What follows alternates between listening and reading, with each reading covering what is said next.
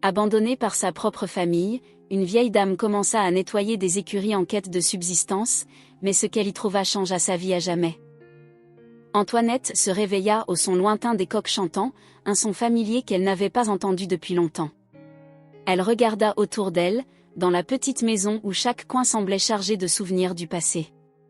Les photos jaunies sur les murs montraient des sourires de jours meilleurs, son mari Henri, encore jeune et fort, la serrant dans ses bras le jour de leur mariage, ses enfants, Thibaut et Juliette, encore enfants, courant dans les champs.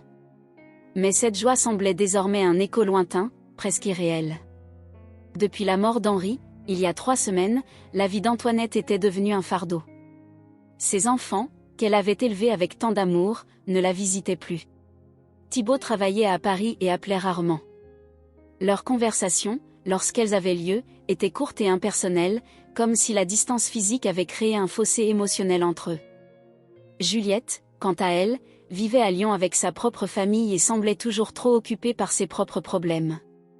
Antoinette comprenait que ses enfants avaient leur propre vie, mais elle ne pouvait s'empêcher de ressentir cet abandon comme une lame qui la blessait chaque jour un peu plus. Antoinette se leva du lit, ses genoux craquant en signe de protestation, et se dirigea vers la cuisine, où la vieille bouilloire en fer reposait sur le poêle. Elle mit de l'eau à bouillir, mais la maison, froide et vide, rendait ce geste mécanique.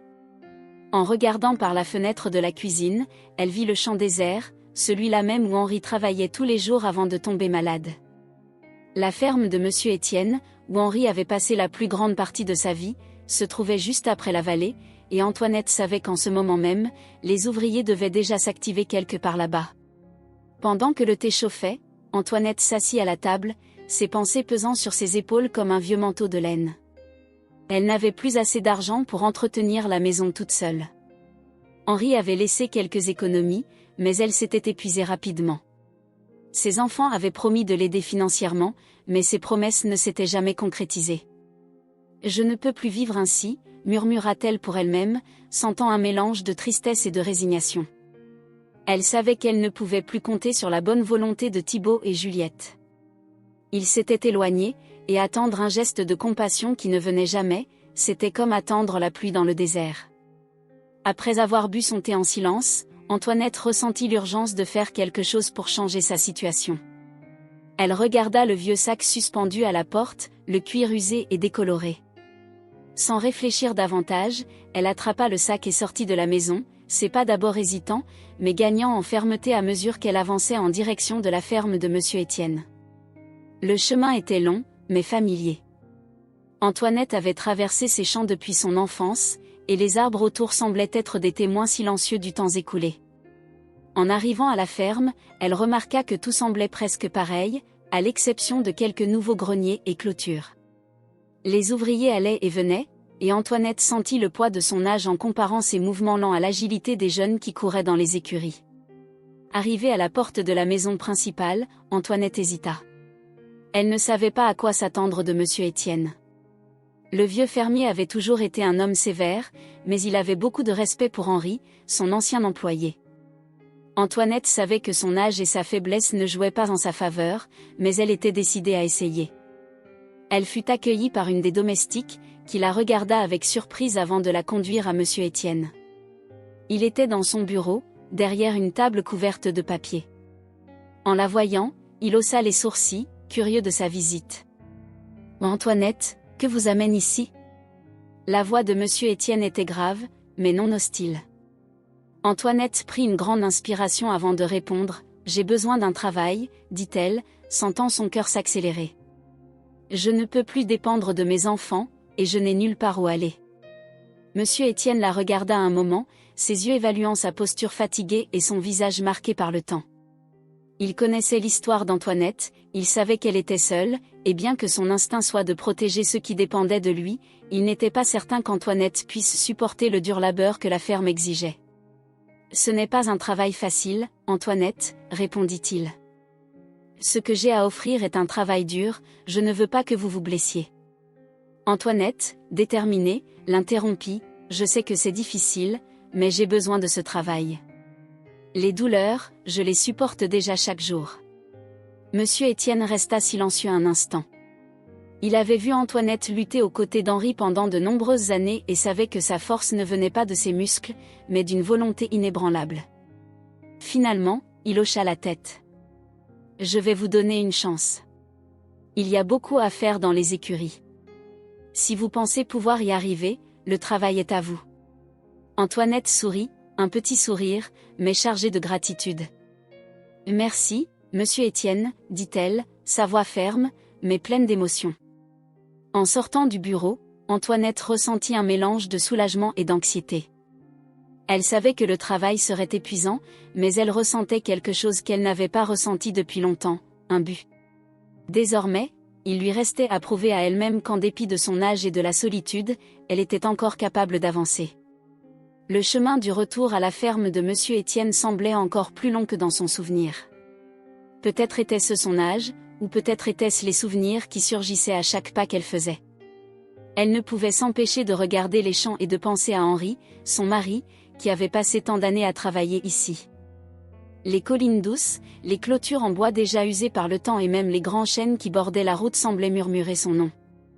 Il y avait une douceur amère à revenir dans ce lieu qui autrefois lui avait apporté un sentiment de sécurité, mais qui à présent ravivait des souvenirs douloureux. En franchissant le portail de bois qui marquait l'entrée de la ferme, Antoinette remarqua quelques changements. Un nouveau grenier s'élevait à côté de l'ancien, avec des planches de bois encore claires et bien alignées. Au loin, les ouvriers étaient déjà en pleine activité, se déplaçant en groupes pressés comme des fourmis diligentes. Antoinette se rendit compte que son rythme serait très différent du leur, mais il n'y avait pas de temps pour les comparaisons. Elle avait besoin de ce travail, et c'était sa seule chance. À mesure qu'elle s'approchait des écuries, elle sentit des regards curieux se poser sur elle. Antoinette savait que beaucoup la reconnaissaient, mais elle savait aussi qu'ils se demandaient ce qu'une femme de son âge faisait ici. Ils savaient que ses enfants l'avaient laissée, et dans une petite ville comme celle-ci, les histoires circulaient vite. Cependant, elle gardait la tête haute, tentant de ne pas montrer le mélange de peur et de détermination qui bouillonnait en elle. En arrivant à l'entrée de l'écurie, une jeune femme grande, aux cheveux châtains, sortit en portant un seau d'eau. En voyant Antoinette, son visage s'illumina d'un sourire accueillant. « Vous devez être Antoinette, n'est-ce pas ?» demanda la jeune femme en essuyant ses mains sur son pantalon usé. « J'ai entendu dire que vous veniez pour nous aider. Je m'appelle Héloïse, je travaille ici depuis quelques années. » Antoinette acquiesça, surprise par la gentillesse de la jeune femme. « Oui, c'est moi. Vous semblez bien connaître cet endroit mieux que moi, même si mon mari a travaillé ici toute sa vie. Ça fait longtemps que je ne suis pas venue. » Héloïse sourit à nouveau, plus chaleureusement cette fois. « J'ai entendu beaucoup parler d'Henri. Il était très apprécié ici. On parle encore de lui. » La mention du nom de son mari fit monter un nœud dans la gorge d'Antoinette, mais elle l'avala rapidement. Il n'y avait pas de temps pour les lamentations. Héloïse, remarquant le léger changement d'expression d'Antoinette, changea rapidement de sujet. « Bon, laissez-moi vous montrer où vous allez commencer. » Héloïse conduisit Antoinette aux écuries, lui parlant un peu des tâches quotidiennes et des routines de la ferme. La jeune femme semblait agile et de bonne humeur, marchant rapidement entre les animaux et expliquant avec naturel le fonctionnement de tout. Antoinette la suivait attentivement, observant chaque détail. L'odeur forte du foin et de la terre se mêlait à celle des chevaux, une senteur qu'Antoinette connaissait bien mais qui paraissait maintenant plus intense, peut-être à cause du temps qu'elle avait passé loin de cet environnement. En entrant dans l'écurie principale, Antoinette fut accueillie par une vision familière, bien que marquée par le temps. La longue rangée de stalles où étaient gardés les chevaux était poussiéreuse, et le sol était couvert de saleté et de restes de foin. Antoinette ressentit une légère pointe de nostalgie en se souvenant d'Henri nettoyant ces mêmes stalles. C'était un travail rude et exigeant, mais il l'accomplissait toujours avec fierté. Maintenant, c'était à son tour. « C'est ici que vous allez travailler, » dit Héloïse en montrant la zone autour d'elle.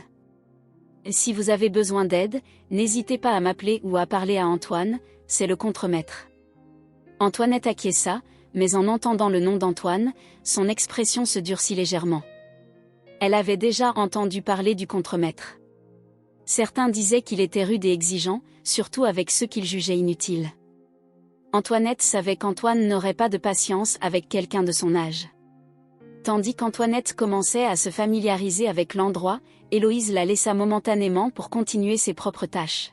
« Si vous avez besoin de quoi que ce soit, cherchez-moi. Et ne vous inquiétez pas, vous vous en sortirez bien ici, Antoinette.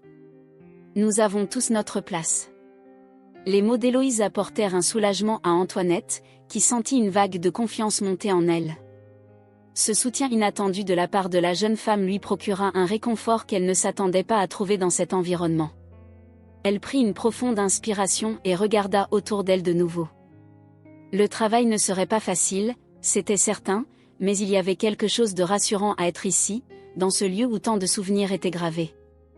Une sensation de but commença à remplacer l'anxiété.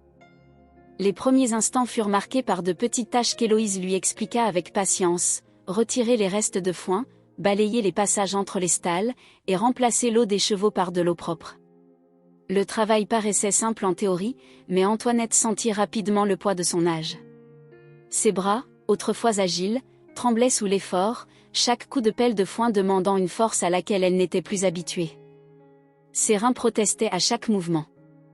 Elle essayait de ne pas montrer son épuisement, surtout lorsqu'Antoine passait à proximité. Le contremaître, toujours de mauvaise humeur, la regardait de travers, avec un air de mépris, comme s'il attendait qu'Antoinette échoue. « Ça va vous prendre du temps, hein » dit Antoine avec un demi-sourire moqueur en la voyant peiner à déplacer un tas de foin plus lourd. « Si vous continuez à ce rythme, les chevaux vont nettoyer les stalles avant vous. » Antoinette ferma les yeux un instant, essayant de ne pas laisser l'humiliation envahir son cœur. Elle sentit son visage rougir, mais ne répondit pas. Elle savait qu'Antoine attendait une réaction, un signe quelconque de faiblesse, mais elle ne lui donnerait pas ce plaisir. Cependant, à l'intérieur, une partie d'elle commençait à douter. Et s'il avait raison? Et si elle n'y arrivait plus? Héloïse réapparut peu de temps après, sentant la tension dans l'air. Elle s'approcha d'Antoinette et lui offrit un sourire réconfortant, tendant la main pour l'aider avec le foin. « L'ignorer, Antoine, » chuchota Héloïse. « Il traite tout le monde de cette manière, surtout ceux qu'il pense incapables de tenir.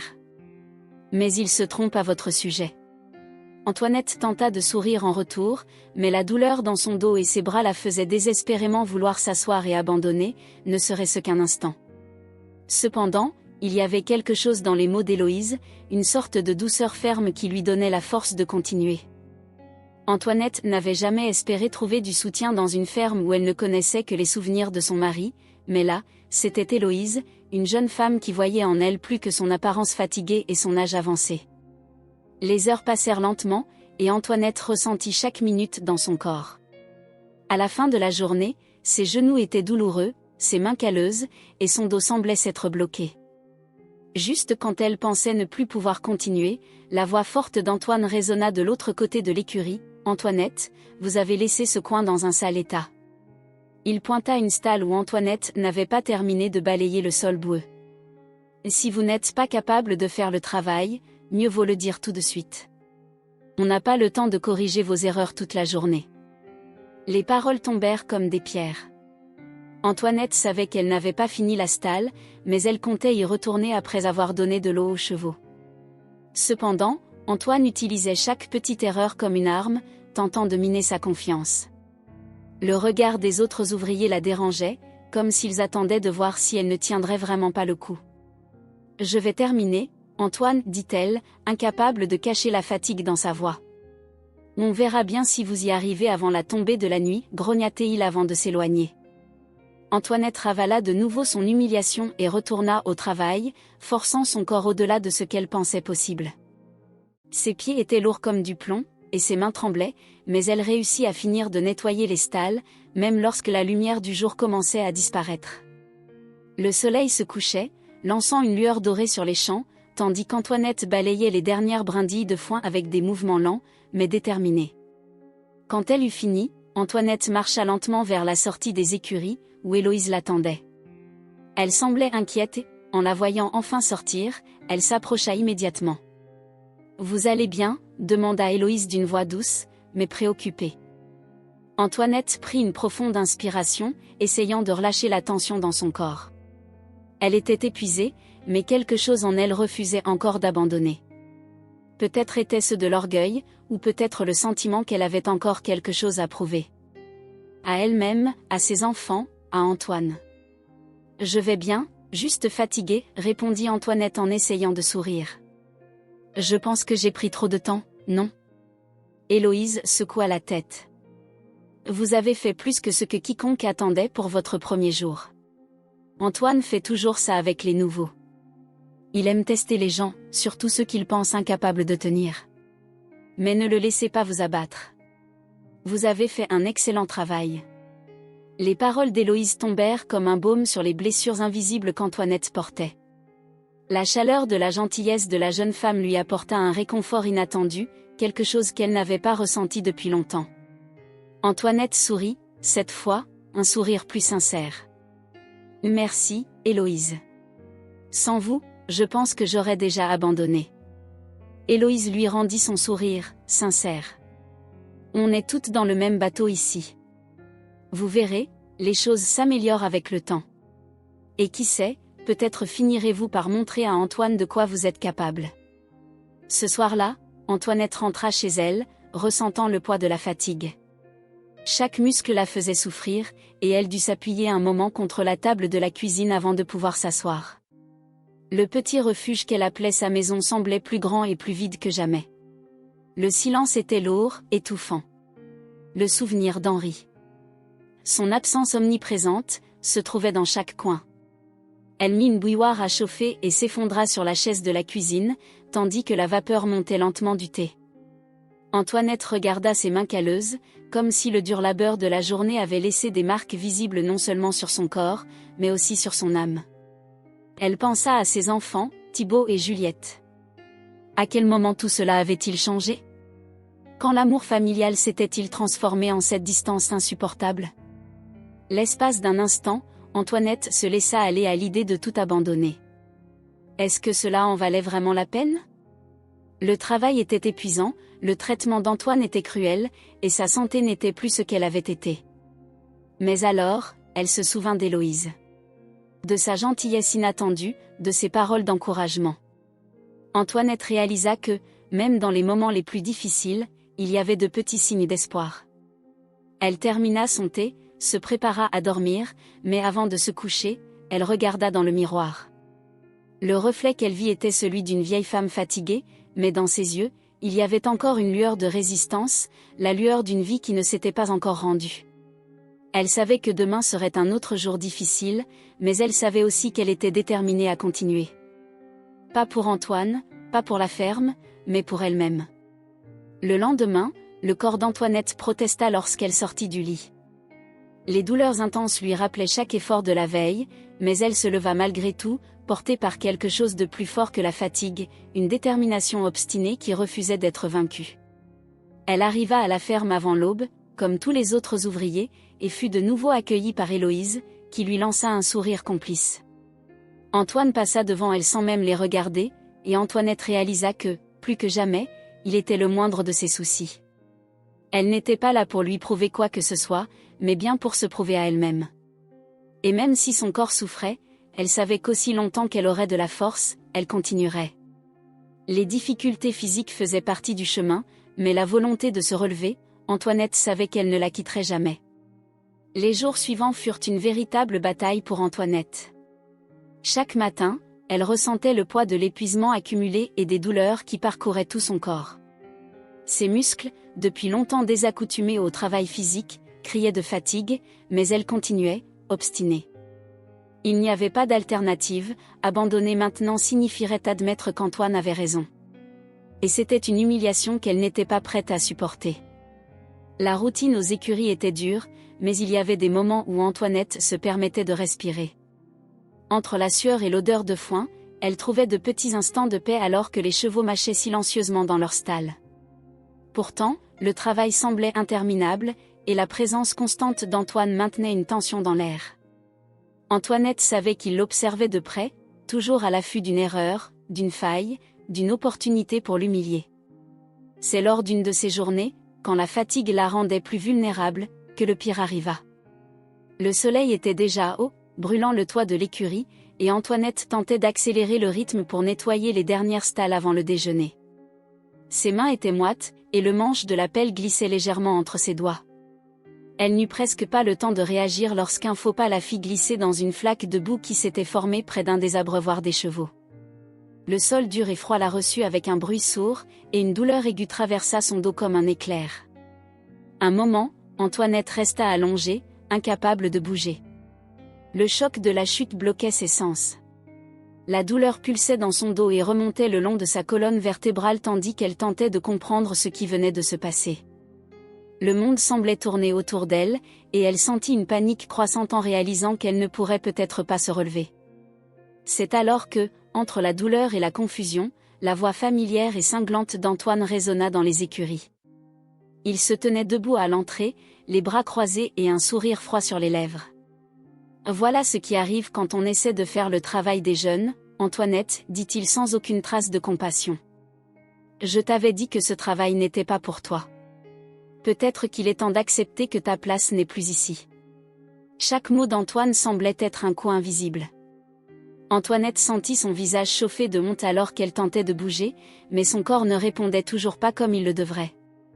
La douleur dans son dos était intense, et l'humiliation d'être allongée à ses pieds rendait tout encore pire.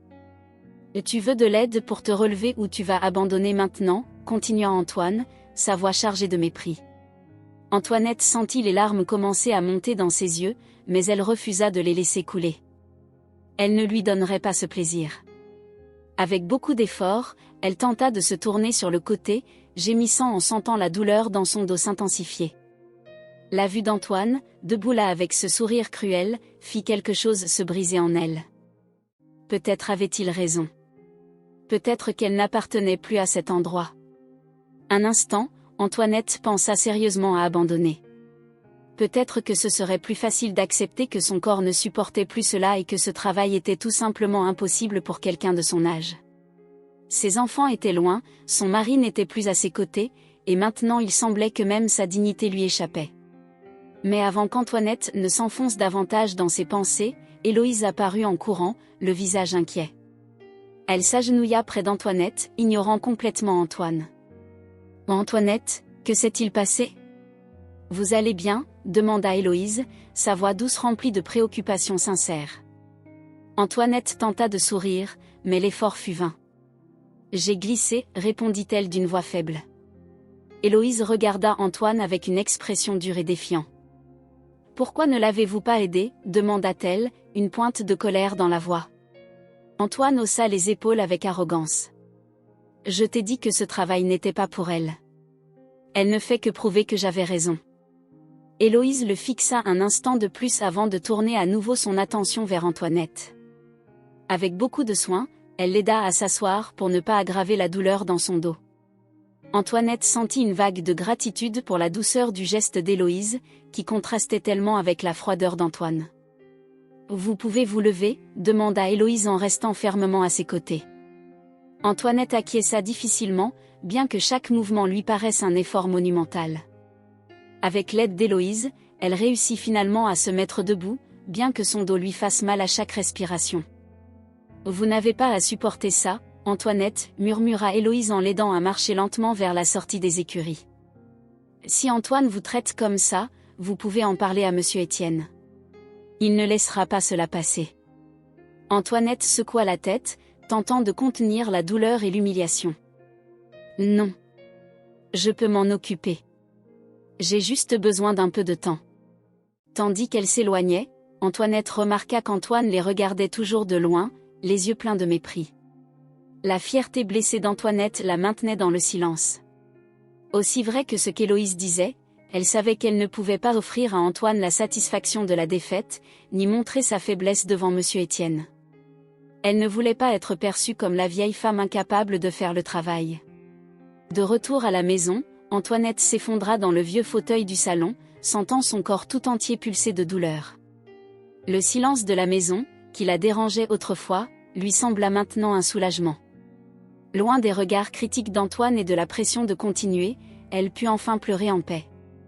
Les larmes coulèrent silencieusement alors que les émotions de frustration, de honte et de douleur physique se mélangeaient en elle. Elle pensa à Henri. Comment avait-il enduré des années de dur labeur sans se plaindre ? S'il avait été là, Que lui aurait-il dit? Lui aurait-il dit d'arrêter, de renoncer, ou de continuer à se battre comme ils l'avaient toujours fait ensemble? Antoinette ne savait plus quoi penser.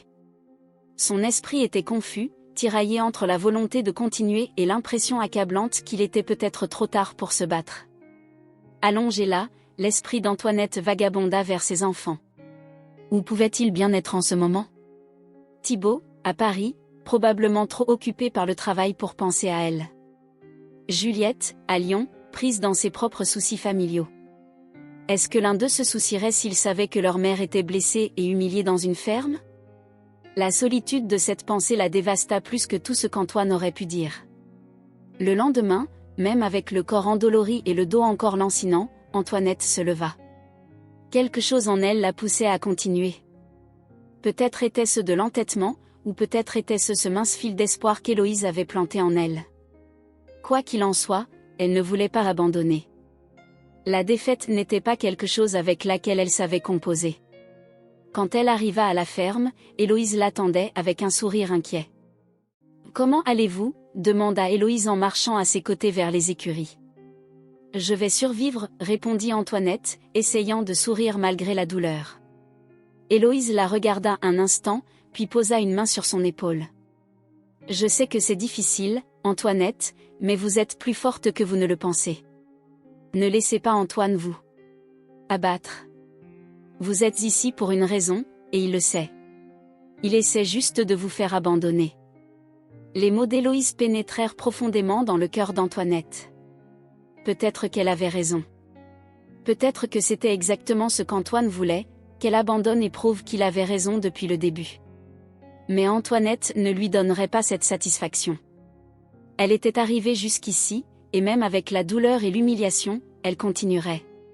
Et en retournant aux écuries, avec Héloïse à ses côtés, Antoinette sentit une étincelle de détermination se rallumer en elle. Même quand tout semblait s'effondrer, quelque chose la poussait encore à aller de l'avant. Les jours passaient lentement, et Antoinette, encore en train de se remettre de sa chute, luttait contre la douleur persistante dans son dos. Chaque mouvement, chaque tâche dans les écuries lui rappelait sa fragilité, mais elle continuait.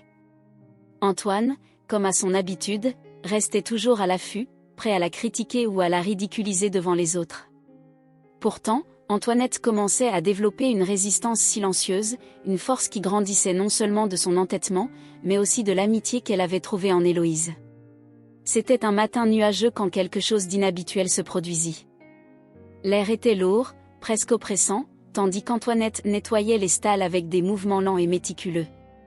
Les autres travailleurs étaient loin, et seul le bruit sourd des outils et des animaux remplissait l'air. Antoinette était tellement concentrée sur sa tâche qu'elle entendit à peine les voix basses qui venaient de l'extérieur de l'écurie. Au début, elle pensa qu'il s'agissait simplement d'une conversation banale entre ouvriers, mais quelque chose dans le ton des voix attira son attention. Ils parlaient d'une manière urgente, presque chuchotée, comme s'ils ne voulaient pas être entendus. Elle laissa la pelle appuyée contre un mur et s'approcha prudemment de la porte entr'ouverte. Le son des voix devint plus clair. C'était Antoine. Ça doit être rapide. La prochaine cargaison arrive demain, et je ne veux pas que quelqu'un ait des soupçons, disait Antoine, sa voix basse mais pleine d'autorité. Antoinette ressentit une vague de curiosité mêlée à une sensation de malaise. Elle jeta un coup d'œil à travers l'entrebâillement de la porte et vit Antoine parler avec Étienne, l'un des travailleurs les plus anciens de la ferme. Étienne semblait nerveux, regardant autour de lui en écoutant les instructions d'Antoine. « Et si monsieur Étienne découvre quelque chose ?» demanda Étienne, visiblement inquiet. « Il va nous virer tous. » Antoine éclata de rire, un rire froid sans aucune trace de préoccupation. « Monsieur Étienne ? Il ne sait même plus ce qui se passe dans cette ferme depuis des années. Il est trop vieux et trop fatigué pour prêter attention. Tant que tu fais ta part et que personne ne parle, il ne découvrira jamais rien. » Étienne semblait toujours hésitant, mais il acquiesça lentement. « D'accord, je vais faire comme tu l'as dit. Mais qu'est-ce qu'on fait de la cargaison manquante ?» Il commence à poser des questions. Antoine l'interrompit avec impatience. « J'ai déjà réglé ça. Ils recevront moins, mais ce sera suffisant pour que tout continue de fonctionner. Le reste, eh bien, on s'assurera qu'il ait un autre destin, plus lucratif. » Antoinette sentit son cœur s'emballer en entendant ces mots. Elle ne comprenait pas exactement ce qui se passait, mais il était évident qu'Antoine détournait quelque chose de la ferme. La façon dont il en parlait montrait que c'était sérieux, probablement des matériaux ou des ressources appartenant à la ferme, volés pour un projet personnel. Elle resta immobile, essayant de digérer ce qu'elle venait d'entendre. Son esprit s'emballait, tandis que les pièces du puzzle commençaient à s'assembler. Le comportement cruel d'Antoine avec les ouvriers, la manière dont il intimidait et mettait la pression à tous ceux autour de lui, tout cela faisait partie d'un plan plus vaste. Il utilisait sa position pour maintenir les autres dans la peur, afin que personne n'ose questionner ses actions. Antoine termina rapidement la conversation avec Étienne, puis, sans un mot de plus, se dirigea vers l'entrepôt. Antoinette, toujours cachée derrière la porte, retint son souffle jusqu'à ce que tous deux soient hors de vue. Elle s'adossa contre le mur de l'écurie, le corps tremblant. Que devait-elle faire de ces informations? En parler à Monsieur Étienne semblait être la chose à faire, mais l'idée de confronter Antoine la terrifiait. Il avait déjà montré qu'il n'avait aucun scrupule, et s'il apprenait qu'elle l'avait dénoncé, il ne ferait preuve d'aucune pitié. Antoinette savait qu'Antoine avait du pouvoir et de l'influence sur les ouvriers, ce qui lui donnait un sentiment de vulnérabilité. Mais quelque chose en elle, un sentiment de justice et de responsabilité, commençait à grandir. Elle savait que si elle ne faisait rien, les crimes d'Antoine continueraient, et pire encore, des innocents en paieraient le prix pour son ambition. Plus tard dans la journée, Antoinette sentit le poids des informations qu'elle portait. Les paroles d'Antoine résonnaient dans son esprit alors qu'elle essayait de se concentrer sur ses tâches aux écuries. Mais chaque fois qu'elle croisait les autres ouvriers, notamment Héloïse, elle ressentait un nœud dans la poitrine. Comment pouvait-elle travailler à leur côté en sachant qu'il se passait quelque chose d'aussi grave? Elle se souvenait des innombrables fois où Antoine avait humilié les autres, les rendant incapables, les poussant à bout. Maintenant, tout cela faisait sens. Il contrôlait tout le monde par la peur, parce qu'il savait que si quelqu'un osait le défier, son plan risquerait d'être découvert. Cependant, la peur des représailles la paralysait. Elle se rappelait de l'humiliation publique qu'elle avait subie quelques jours plus tôt, lorsqu'Antoine l'avait ridiculisée après sa chute. S'il était capable de faire cela par simple cruauté, qu'est-ce qu'il ferait s'il apprenait qu'elle détenait des informations qui pouvaient détruire ses plans? Antoinette se demandait aussi, et si personne ne la croyait? Après tout, elle était une vieille femme, souvent discréditée, surtout par Antoine, qui ne cessait de lui rappeler qu'elle était inutile. De plus, Monsieur Étienne semblait distant et fatigué ces derniers temps, détaché des détails du quotidien de la ferme. Lui ferait-il confiance, à elle, contre Antoine, qui travaillait pour lui depuis tant d'années? Elle passa le reste de la journée à se débattre avec ses pensées. Chaque fois qu'elle songeait à confronter Monsieur Étienne, une vague de doute l'envahissait. Que se passerait-il si elle échouait? Serait-elle renvoyée, rejetée une fois de plus dans la solitude de sa maison, sans emploi, sans dignité et sans sécurité? D'un autre côté, que se passerait-il pour les autres ouvriers si Antoine continuait à agir en toute impunité? D'autres pourraient souffrir. La ferme pourrait même s'effondrer, petit à petit, sans que personne ne s'en aperçoive, jusqu'à ce qu'il soit trop tard. À la fin de la journée, Antoinette était mentalement épuisée. En rentrant chez elle, les paroles d'Antoine résonnaient encore dans son esprit. Elle croisa Héloïse, qui semblait inquiète en la voyant si abattue. « Ça va? Tu as l'air préoccupée aujourd'hui, » dit Héloïse avec sa gentillesse habituelle. Antoinette s'arrêta un moment, regardant le visage inquiet d'Héloïse. Elle sentit une impulsion de tout lui dire, de se confier et de partager le fardeau qu'elle portait. Mais les mots ne sortirent pas. Elle ne voulait pas mettre Héloïse en danger. Si Antoine apprenait qu'elle était impliquée. Juste fatiguée, répondit Antoinette, forçant un sourire. Ça a été une longue journée. Héloïse ne sembla pas convaincue, mais n'insista pas. Elle lui rendit simplement un sourire réconfortant. Si tu as besoin de quoi que ce soit, tu sais où me trouver, dit-elle avant de s'éloigner. Antoinette la regarda partir, ressentant une vague de culpabilité. Elle savait qu'Héloïse méritait de savoir ce qui se passait, mais la peur la maintenait dans le silence. Cette nuit-là, seule chez elle, Antoinette eut du mal à trouver le sommeil. La scène de la conspiration entre Antoine et Étienne dans les écuries repassait encore et encore dans son esprit. Et chaque fois qu'elle fermait les yeux, le dilemme revenait avec une force accrue. Que faire? Elle était tiraillée entre le besoin de faire ce qui était juste et la peur de perdre le peu qu'elle avait encore. Les ombres de la nuit, qui lui apportaient autrefois du réconfort, l'étouffaient maintenant sous le poids des décisions qu'elle devait prendre. Le silence de la maison amplifiait encore plus son angoisse. Antoinette regarda autour de sa petite maison, les vieux meubles, les photos fanées sur les murs.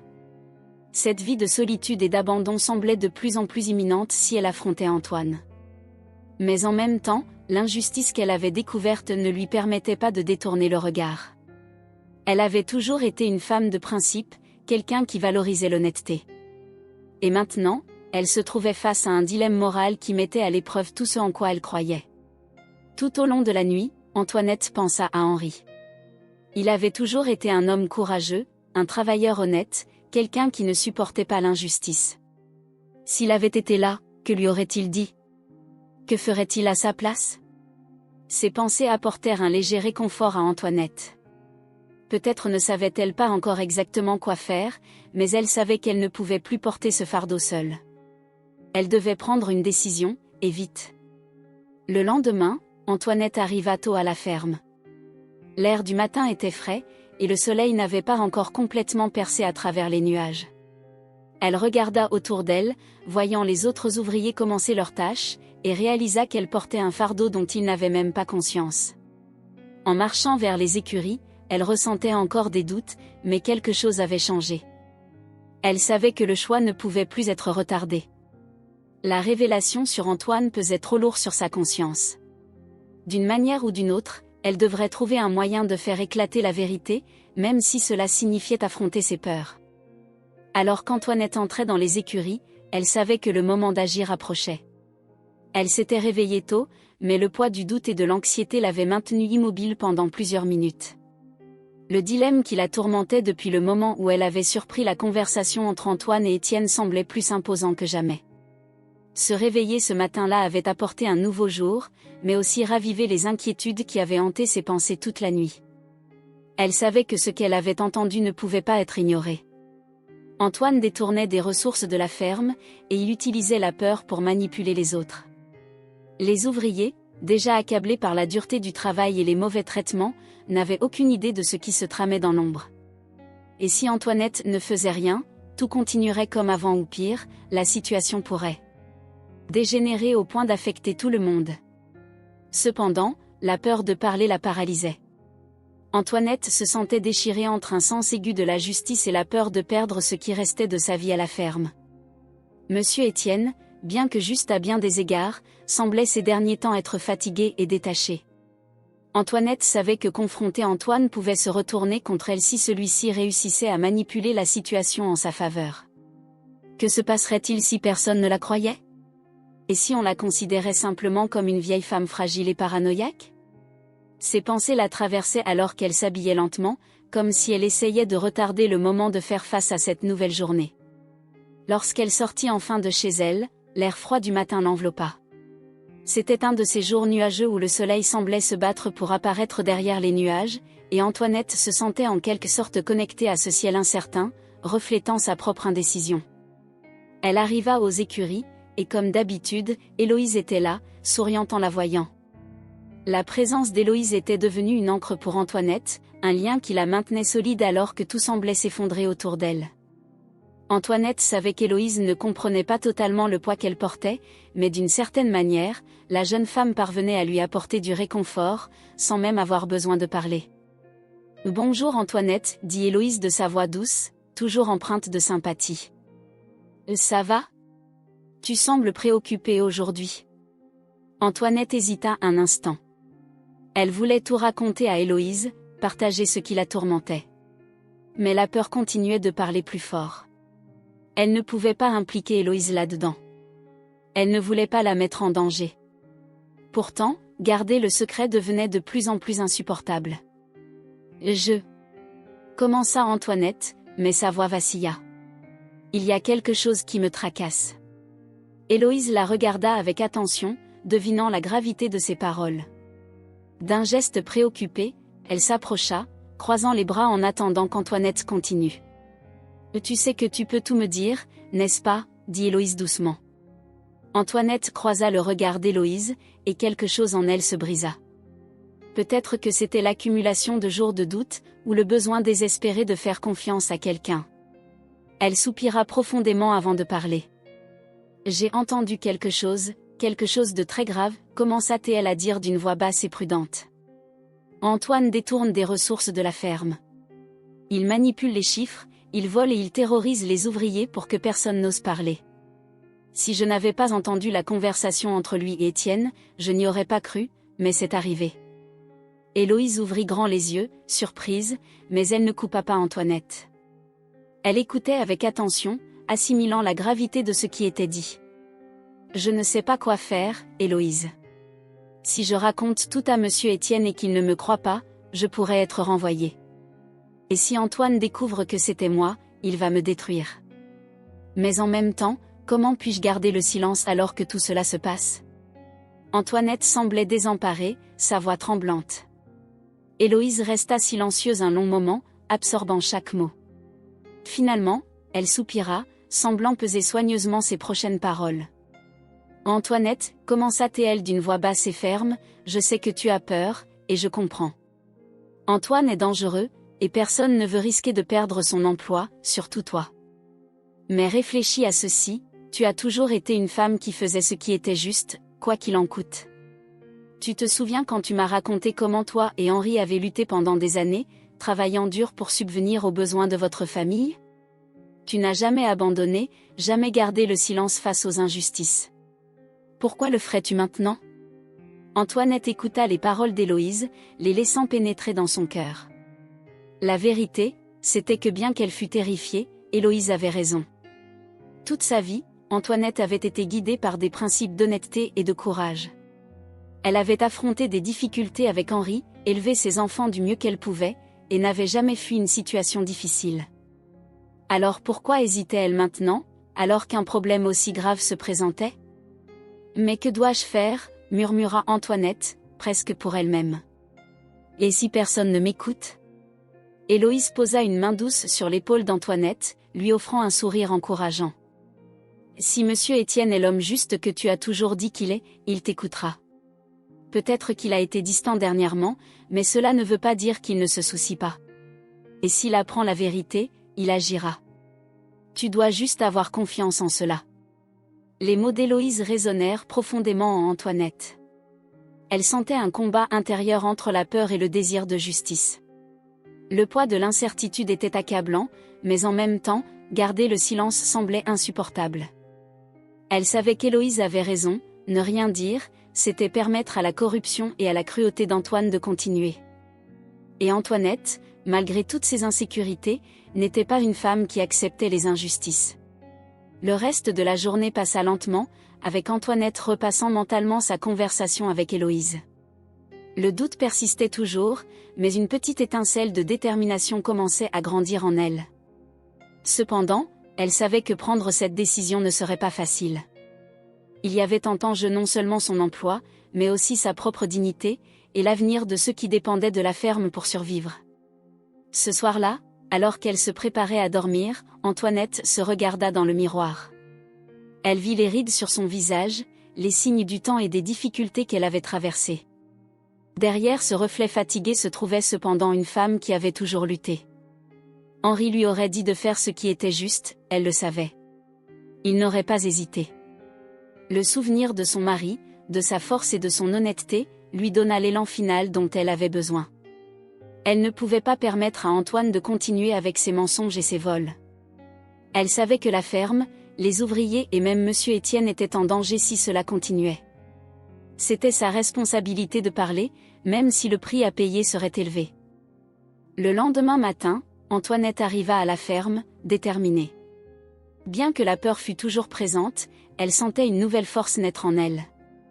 Héloïse, qui semblait percevoir le changement dans son regard, lui adressa un sourire encourageant en la voyant. « Tu as pris ta décision ?» demanda Héloïse en marchant à ses côtés vers les écuries. Antoinette acquiesça, sa voix plus ferme pour la première fois depuis des jours. « Oui. Je vais en parler à monsieur Étienne. Je ne peux plus rester silencieuse.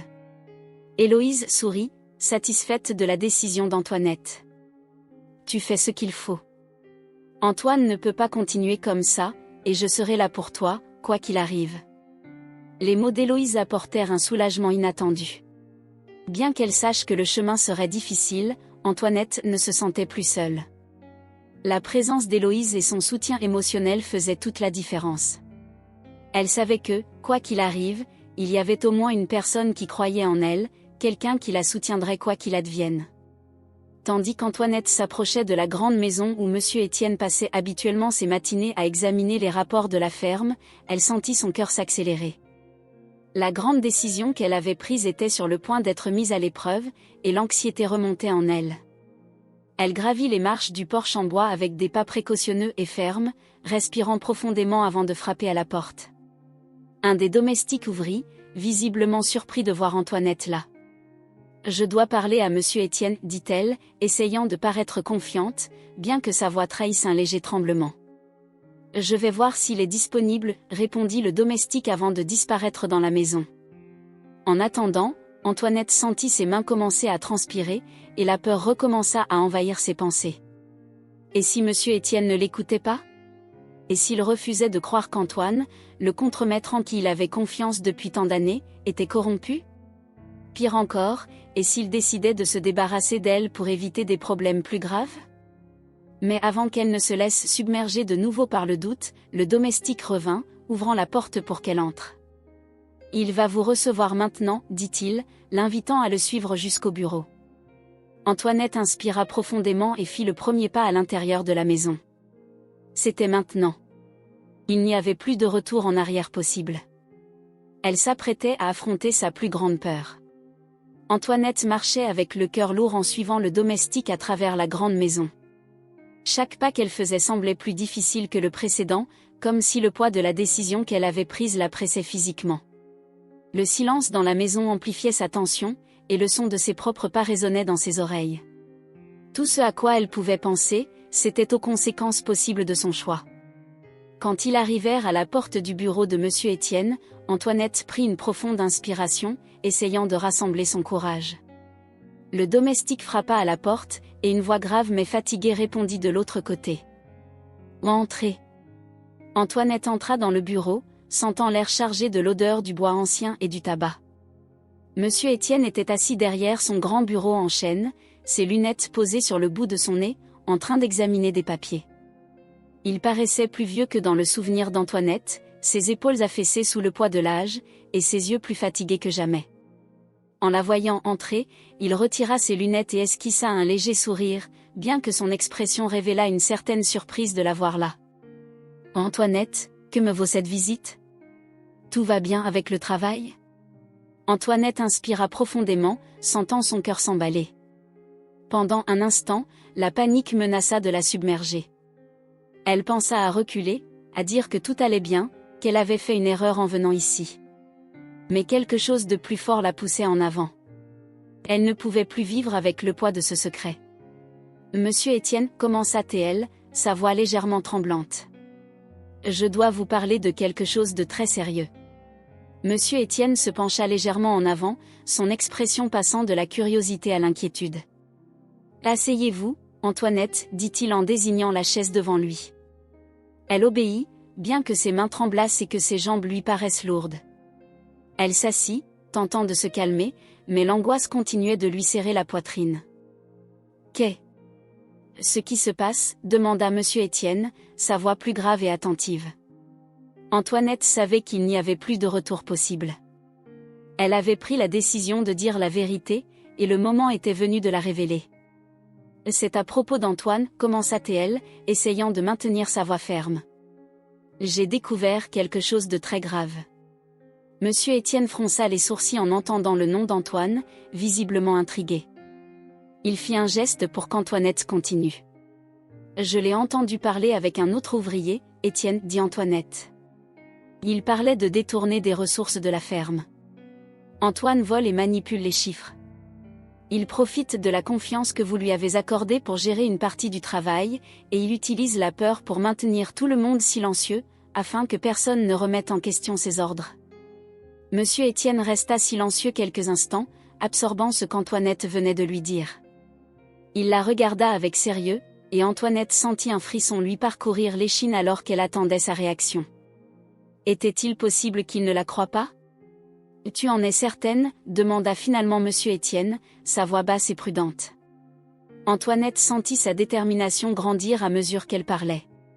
J'ai entendu toute la conversation, monsieur Étienne. Je n'ai aucun doute. Il donnait des ordres à Étienne pour détourner une partie du prochain chargement. Il est clair qu'il fait cela depuis un moment. Monsieur Étienne se pencha en arrière dans sa chaise, se frottant le menton en réfléchissant. Son regard se perdit un instant à travers la fenêtre derrière Antoinette, où les champs de la ferme s'étendaient jusqu'à l'horizon. À cet instant, il paraissait plus vieux, comme si le poids de la responsabilité de la ferme l'écrasait. « Antoine travaille pour moi depuis des années, dit-il, plus pour lui-même que pour Antoinette. Je n'aurais jamais imaginé qu'il puisse faire une chose pareille. » Antoinette sentit un mélange de soulagement et d'inquiétude. Il la croyait, mais que se passerait-il ensuite? Monsieur Étienne n'avait pas encore pris de décision, et Antoinette savait que confronter Antoine ne serait pas facile.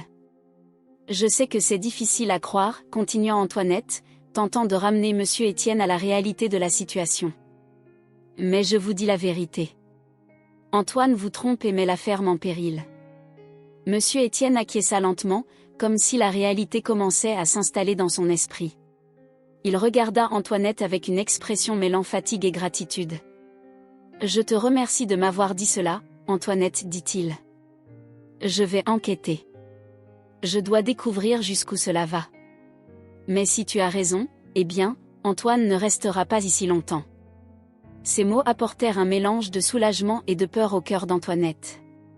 Le soulagement parce qu'elle avait enfin fait ce qui était juste, et monsieur Étienne l'avait écoutée et semblait prêt à enquêter. Mais la peur demeurait. Si Antoine découvrait qu'elle l'avait dénoncé, les conséquences pourraient être terribles. Monsieur Étienne perçut l'inquiétude d'Antoinette et tenta de la rassurer. « Ne t'inquiète pas, Antoinette. Je ne dirai à personne que cette dénonciation vient de toi. J'agirai prudemment. » Antoinette acquiesça, bien que la crainte des représailles fût toujours présente. Elle avait pris une décision courageuse, mais elle savait que les jours à venir seraient remplis d'incertitudes. « Maintenant, repose-toi un peu, dit monsieur Étienne. Je vais m'occuper de tout. Tu as fait ce qu'il fallait. » Ces dernières paroles résonnèrent dans l'esprit d'Antoinette alors qu'elle se levait et se dirigeait vers la porte. Elle savait qu'elle avait fait ce qu'il fallait, mais cela ne rendait pas la peur moins réelle. En sortant du bureau et en marchant à travers les champs de la ferme, Antoinette sentit l'air frais frapper son visage, comme si le monde applaudissait silencieusement son courage. Quand elle retourna aux écuries, Héloïse l'attendait, visiblement anxieuse. Elle s'approcha immédiatement en voyant l'expression tendue d'Antoinette. « Tu as parlé à monsieur Étienne ?» demanda Héloïse à voix basse, craignant que quelqu'un puisse les entendre. Antoinette hocha la tête, tentant de dissimuler le tourbillon d'émotions qu'elle ressentait encore. « Oui, répondit-elle d'une voix faible. Je lui ai tout dit. Il a dit qu'il allait enquêter, mais ça ne sera pas facile. » Héloïse regarda Antoinette avec un mélange d'admiration et de préoccupation. « Tu as été très courageuse, dit-elle avec un doux sourire. Je ne sais pas si j'aurais eu la force de faire pareil. » Je n'avais pas le choix, soupira Antoinette. C'était ça ou laisser les choses continuer comme elles sont. Je ne pouvais plus porter ce fardeau seule. Héloïse acquiesça, visiblement inquiète de ce qui pourrait se passer ensuite. Et maintenant, que vas-tu faire? Antoinette inspira profondément, regardant les écuries autour d'elle. Maintenant, j'attends. Monsieur Étienne a dit qu'il allait s'en occuper. Mais en attendant, je dois juste continuer à faire mon travail et essayer de ne pas penser à ce qui pourrait arriver. Malgré ces paroles, la peur continuait de la hanter. Elle savait qu'Antoine n'était pas quelqu'un qui accepterait facilement d'être démasqué. S'il soupçonnait qu'Antoinette était responsable de son éventuelle chute, les conséquences pourraient être terribles. Mais malgré tout, elle savait qu'elle ne pouvait plus reculer. Les jours suivants furent un mélange de tension et d'attente. Antoinette continua son travail aux écuries, toujours attentive aux mouvements d'Antoine.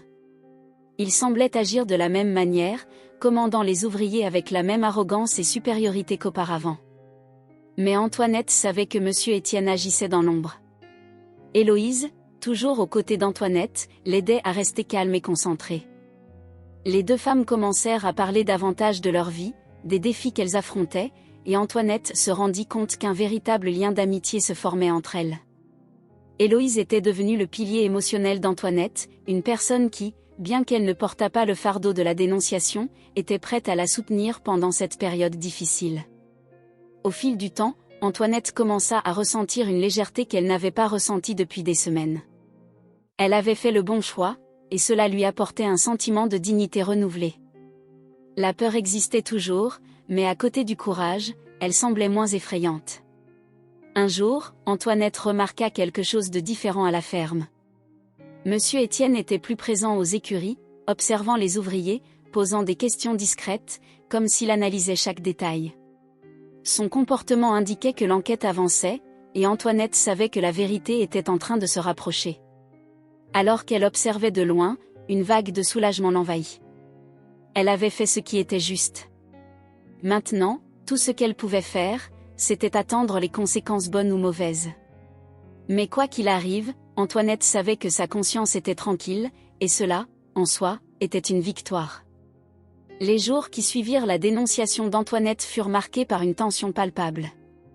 Les ouvriers remarquèrent la présence plus fréquente de Monsieur Étienne aux écuries et dans les zones de stockage, toujours attentif, posant des questions discrètes. Bien que personne ne sache exactement ce qui se passait, il y avait une sensation que quelque chose d'important allait éclater. Antoinette le sentait chaque fois qu'elle croisait Antoine. Son estomac se nouait en remarquant le regard froid et calculateur qu'il lui lançait. Elle savait que le contremaître était intelligent. Il ne laisserait pas ses fraudes être découvertes facilement. Mais en même temps, elle avait confiance que Monsieur Étienne ferait tout ce qu'il fallait pour découvrir la vérité. Héloïse restait son soutien constant, encourageant toujours Antoinette à rester calme et courageuse. Elle n'en parlait pas directement devant les autres, mais les regards et les petits gestes d'Héloïse donnaient à Antoinette la force nécessaire pour continuer. Un après-midi, environ une semaine après qu'Antoinette ait parlé à Monsieur Étienne, tout changea. Antoinette était en train de terminer de nettoyer une des stalles quand elle entendit des voix élevées près de l'entrepôt. Le son était inhabituel, les ouvriers parlaient rarement aussi fort ou avec autant d'urgence. Antoinette arrêta ce qu'elle faisait et se dirigea lentement vers la porte des écuries. Dehors, un groupe d'ouvriers commençait à se former, tous les yeux fixés et les oreilles tendues. Au centre du groupe, Monsieur Étienne se tenait debout, sa posture rigide et son visage sombre. Devant lui, Antoine avait les bras croisés, arborant une expression mélangeant colère et mépris. Antoinette sentit son cœur s'emballer, sachant que ce moment était le résultat de l'enquête de Monsieur Étienne. Monsieur Étienne parlait d'un ton grave, sa voix résonnant dans la cour. « Antoine, dit-il fermement. J'ai mené une enquête approfondie ces dernières semaines. J'ai vérifié les registres, j'ai parlé aux ouvriers, et j'ai analysé ce qui se passe avec les ressources de la ferme. Il est clair pour moi qu'il y a eu fraude. Des ressources qui auraient dû être utilisées ici ont disparu, et les chiffres ne correspondent tout simplement pas. Tu étais responsable de ces opérations. As-tu quelque chose à dire à ce sujet ? Antoine, qui jusque-là affichait une expression dédaigneuse, fit un pas en avant, lâchant un rire forcé. Fraude, Monsieur Étienne ? Avec tout le respect que je vous dois, vous devez être confus. C'est moi qui gère ces opérations depuis des années, et j'ai toujours fait tout correctement. Si quelque chose ne va pas, il est possible qu'il y ait eu une erreur dans les registres. Mais m'accuser de fraude ? C'est ridicule. Monsieur Étienne garda son expression ferme, sans se laisser déstabiliser par la tentative d'Antoine de détourner l'attention. Il tendit la main, donnant à Antoine une pile de documents. Voici les registres, Antoine. Les preuves sont claires. Les détournements ont eu lieu pendant que tu supervisais les opérations. Maintenant, la question est, vas-tu l'admettre ou continuer à nier ? Antoine feuilleta les documents, ses yeux se plissant tandis qu'il lisait les preuves contre lui. Antoinette, observant de loin, pouvait voir le malaise grandir sur le visage du contremaître, bien qu'il fasse de son mieux pour maintenir une posture indifférente. C'est un malentendu, insista Antoine, élevant la voix. Si j'ai fait cela, ça doit être une erreur de quelqu'un d'autre. Peut-être que c'était quelqu'un qui a essayé de profiter de la situation. Et je pense savoir exactement qui pourrait avoir fait cela. Le regard d'Antoine se tourna directement vers Antoinette. Le choc traversa son corps comme un éclair, et elle sentit le groupe d'ouvriers autour d'elle commencer à s'agiter. Avec ce brusque détournement d'attention, Antoine fit quelques pas vers Antoinette, pointant un doigt accusateur dans sa direction. « Antoinette !» Sa voix était pleine de venin. « Cette femme est ici depuis peu de temps, mais elle a déjà causé des problèmes. Depuis son arrivée, les soucis ont commencé à apparaître, et maintenant, tout à coup, vous m'accusez de fraude. Jamais je ne ferai une telle chose, monsieur Étienne. C'est Antoinette qui essaie de saboter la ferme. Elle veut profiter de votre confiance. » Les paroles d'Antoine tombèrent comme une lame tranchante, coupant l'air avec une accusation pleine d'amertume et de désespoir. Antoinette resta paralysée un instant, sous le choc, tandis que la colère bouillonnait en elle. Il essayait de retourner la situation, de la jeter dans le feu pour sauver sa propre peau. Monsieur Étienne regarda Antoine impassiblement, mais ne répondit pas tout de suite. Le silence qui suivit était lourd de tension. Antoinette savait qu'elle devait se défendre maintenant. Elle ne pouvait pas laisser Antoine salir son nom et détruire sa dignité, surtout après tout ce qu'elle avait traversé. Antoinette fit un pas en avant, ses mains tremblantes légèrement, mais sa voix, lorsqu'elle s'exprima, était ferme. « C'est un mensonge, dit-elle, regardant Antoine avec une détermination qui la surprit elle-même. Jamais je ne tenterai de saboter cette ferme. J'y ai consacré tous mes efforts depuis mon arrivée, et tout le monde le sait. Monsieur Antoine essaie simplement de me blâmer parce que je sais ce qui se passe réellement. Je t'ai entendu comploter avec Étienne. Je sais que tu détournes des ressources, et maintenant, tu essaies de me faire porter le chapeau pour cacher tes crimes. » Les yeux d'Antoine brillèrent de colère, mais avant qu'il ne puisse répondre, Héloïse s'avança parmi les ouvriers. « C'est vrai, dit-elle, sa voix claire et décidée. Antoinette dit la vérité. Ce n'est pas son genre de mentir à propos de quelque chose d'aussi grave. Tout le monde ici sait qu'elle travaille dur et fait toujours de son mieux pour aider. Antoine, en revanche, a toujours été dur et injuste avec nous, les travailleurs. Je crois en Antoinette. » D'autres ouvriers commencèrent à murmurer en soutien à Héloïse et Antoinette. La situation semblait tourner en faveur d'Antoinette. Antoine regarda autour de lui, réalisant que sa tentative de rejeter la faute sur Antoinette échouait. Il serra les poings, sa colère évidente, mais il se retrouvait à court d'options. « C'est absurde, cria Antoine, sa voix maintenant désespérée. Vous êtes tous contre moi. Vous croyez cette vieille femme et ses mensonges. » Monsieur Étienne leva la main pour calmer le tumulte grandissant.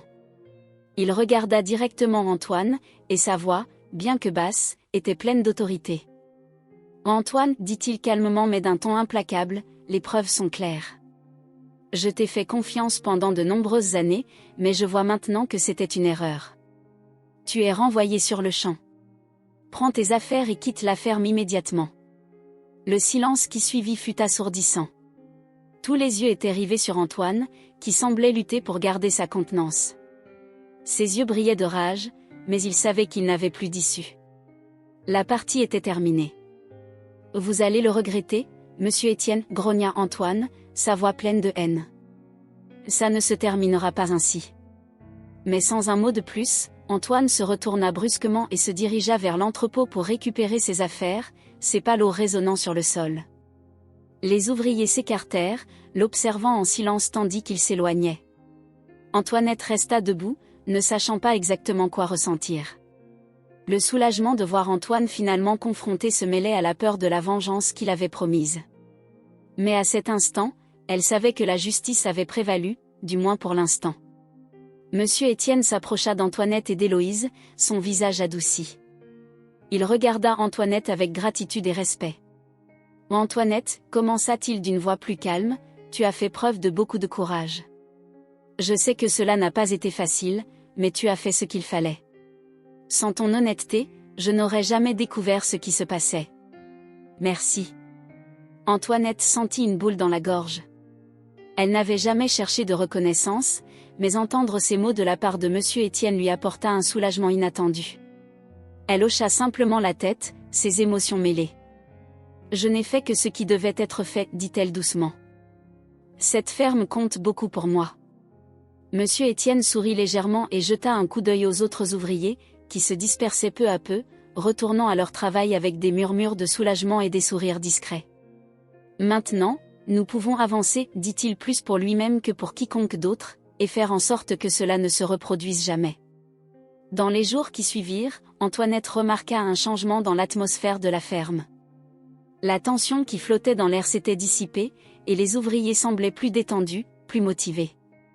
Antoine, le contremaître cruel, n'était plus là pour oppresser les autres par sa présence. Antoinette, bien que soulagée, savait que la ferme aurait encore des défis à relever. Mais au moins, les gens étaient libérés de l'ombre de la corruption. Les autres ouvriers commençaient à la regarder avec des yeux nouveaux. Bien qu'elle ait toujours été respectée pour sa dévotion et sa force de caractère, elle était désormais considérée comme une véritable héroïne, celle qui avait eu le courage de faire face à l'injustice, même au risque de tout perdre. Le soutien d'Héloïse et de ses collègues avait été crucial, et Antoinette se sentait profondément reconnaissante d'avoir trouvé une véritable communauté dans cette ferme. Héloïse, comme toujours, restait aux côtés d'Antoinette, son sourire chaleureux apportant réconfort et sécurité. « Tu as fait quelque chose d'incroyable ici, Antoinette, dit Héloïse un jour, alors qu'elles travaillaient ensemble dans les écuries. Antoine pensait pouvoir te détruire, mais c'est toi qui l'as fait tomber, finalement. » Antoinette esquissa un léger sourire, mais son cœur était plein d'humilité. « Je n'ai pas fait cela seule, répondit-elle en regardant affectueusement Héloïse. Sans ton soutien, je n'aurais jamais eu le courage. Nous avons toutes fait partie de cela. » Ainsi, Antoinette réalisa que, bien que le chemin fût difficile, elle avait trouvé bien plus que la justice. Elle avait trouvé une nouvelle famille, un nouveau but et une nouvelle vie dans cette ferme. Les jours qui suivirent le renvoi d'Antoine apportèrent une sensation de renouveau à la ferme. La tension qui imprégnait auparavant l'atmosphère avait disparu, et les ouvriers travaillaient avec une énergie nouvelle, sans l'ombre oppressante d'Antoine. La ferme semblait respirer de nouveau. Antoinette ressentait cela profondément. Pendant des semaines, elle avait travaillé dans la peur, sous la menace constante des critiques et des humiliations d'Antoine. Maintenant, non seulement il était parti, mais elle commençait aussi à remarquer comment les gens autour d'elle la regardaient avec un respect nouveau. Elle avait été la clé qui avait révélé la vérité, et cela avait changé la façon dont tout le monde la percevait. Pourtant, Antoinette resta modeste. Elle n'avait pas fait cela pour la reconnaissance ou l'admiration. Tout ce qu'elle voulait, c'était un environnement de travail juste, où chacun pouvait vivre et travailler en paix. Et bien que le soulagement fût immédiat, la peur des représailles restait présente dans son esprit. Antoine n'était pas quelqu'un qui accepterait sa défaite facilement. Mais Antoinette s'accrochait à la confiance que Monsieur Étienne avait placée en elle et au soutien des autres ouvriers. Un matin, peu de temps après le départ d'Antoine, Antoinette était occupée à nettoyer une des stalles lorsqu'elle vit Monsieur Étienne s'approcher. Il avait l'air calme, mais son regard portait une détermination qu'Antoinette reconnaissait bien. Il s'arrêta près d'elle, s'adossant à la porte de l'écurie et l'observant un instant. « Antoinette » l'appela-t-il de sa voix grave mais amicale. Antoinette s'arrêta et se tourna vers lui, essuyant ses mains sur son pantalon usé. « Bonjour, Monsieur Étienne. Tout va bien ?» Monsieur Étienne hocha la tête et fit un pas en avant. « Oui, tout va bien maintenant, et c'est en grande partie grâce à toi. Je voulais te parler de quelque chose. » Antoinette sentit une légère tension, mais aussi une curiosité croissante. Il n'était pas habituel que Monsieur Étienne vienne lui parler directement, sauf lorsqu'il y avait quelque chose d'important à dire. Il fit un geste pour qu'elle le suive hors des écuries, et Antoinette le suivit. Dehors, le soleil du matin réchauffait doucement l'air, accompagné d'une légère brise. Monsieur Étienne croisa les bras, regardant les champs devant lui. « Tu sais, Antoinette, j'ai beaucoup réfléchi à tout ce qui s'est passé ces dernières semaines, » commença-t-il, sans se presser. « Antoine était avec moi depuis des années. J'avais confiance en lui. Jamais je n'aurais imaginé qu'il puisse trahir la ferme de cette manière. Et si ce n'était pas pour toi, il aurait continué à nuire à tout le monde ici bien plus longtemps. Antoinette écoutait attentivement, ressentant un léger malaise à l'idée d'être reconnue si directement, mais monsieur Étienne continua, se tournant vers elle avec un regard sérieux. J'ai vu ce que tu as fait pour cette ferme, Antoinette. Tu as du courage, de l'intégrité, et surtout, un sens de la justice que peu de gens possèdent. Tu n'es pas seulement une ouvrière dévouée, mais aussi quelqu'un qui se soucie du bien-être de tout le monde ici. C'est pourquoi je suis ici aujourd'hui. Il fit une pause, comme s'il choisissait soigneusement ses prochaines paroles. Je veux t'offrir un nouveau poste dans la ferme, dit-il enfin. Avec le départ d'Antoine, j'ai besoin de quelqu'un en qui je peux avoir confiance pour veiller sur les ouvriers et s'assurer qu'ils soient bien traités. Je veux que tu supervises leur bien-être, que tu écoutes leurs préoccupations et que tu m'aides à garantir que la ferme continue de fonctionner de manière juste et efficace. Antoinette resta silencieuse un moment, traitant ce que monsieur Étienne venait de lui dire. Jamais elle n'aurait imaginé qu'après tout ce qu'elle avait traversé, on lui proposerait un rôle aussi important. Un mélange de surprise et de gratitude s'empara d'elle, mais aussi une certaine hésitation. « Monsieur Étienne, je ne sais pas si je suis la bonne personne pour ça, dit-elle d'une voix calme. Je n'ai jamais occupé un tel poste avant. Je ne suis qu'une simple ouvrière. » Monsieur Étienne lui sourit, un sourire sincère et réconfortant. « Ne te sous-estime pas, Antoinette. Ce que tu as fait ces dernières semaines montre déjà que tu as tout ce qu'il faut pour ce rôle. Il ne s'agit pas seulement de superviser, mais de prendre soin des gens, de veiller à ce que chacun ait une voix, et c'est quelque chose que tu fais déjà naturellement. Tu as la confiance de tout le monde ici, et plus important encore, tu as la mienne. » Antoinette sentit les mots de monsieur Étienne pénétrer profondément dans son cœur. Elle s'était toujours consacrée à son travail, mais elle n'aurait jamais imaginé être vue avec autant de respect par quelqu'un comme lui. Cette opportunité représentait une forme de reconnaissance, mais aussi une grande responsabilité, quelque chose qu'elle ne prenait pas à la légère. « Et si c'est ce que vous pensez être le mieux pour la ferme, je suis prête à essayer, répondit-elle finalement. Mais j'aurai besoin de votre orientation, je n'ai jamais fait cela auparavant. Monsieur Étienne hocha la tête, satisfait de sa réponse. Et bien sûr, Antoinette, tu auras tout le soutien dont tu auras besoin. Et plus important encore, je fais confiance à ton instinct. Tu connais cette ferme et les gens ici aussi bien que n'importe qui d'autre. Peut-être même mieux.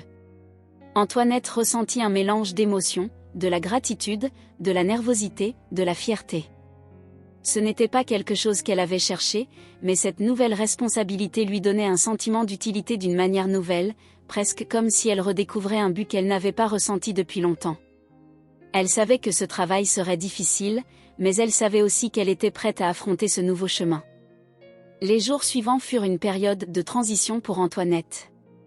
Peu à peu, elle s'habitua à son nouveau rôle, et comme monsieur Étienne l'avait promis, il était toujours disponible pour la guider.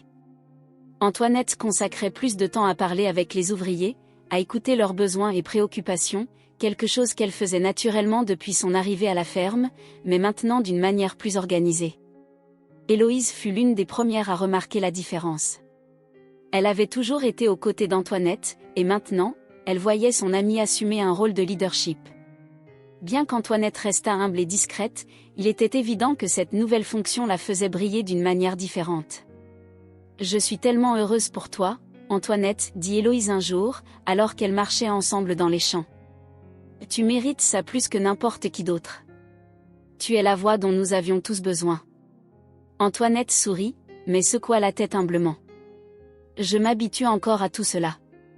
Je n'aurais jamais imaginé être dans une telle position. » Héloïse rit doucement. « C'est drôle, n'est-ce pas? Parfois, les moments les plus difficiles nous mènent aux endroits où nous sommes vraiment censés être. » Antoinette réfléchit à cela tout en regardant autour d'elle la ferme. Héloïse avait raison. Si quelqu'un lui avait dit, quelques mois plus tôt, qu'elle superviserait le bien-être des travailleurs, Antoinette aurait trouvé cela impossible. Elle pensait que sa vie était destinée à une routine solitaire et sans grand changement. Mais la vie avait une manière curieuse de transformer l'inattendu en nouvelles opportunités. Antoinette se consacra pleinement à son nouveau rôle. Elle commença à visiter régulièrement les logements des ouvriers, s'assurant qu'ils étaient en bon état, et parlait avec les groupes de travailleurs pour s'assurer que leur voix soit entendue. L'impact fut immédiat. Les ouvriers, qui auparavant se sentaient intimidés ou dévalorisés par Antoine, se sentaient désormais respectés et encouragés à exprimer leurs préoccupations. Elle commença à organiser de petites réunions avec les ouvriers pour discuter des améliorations à apporter.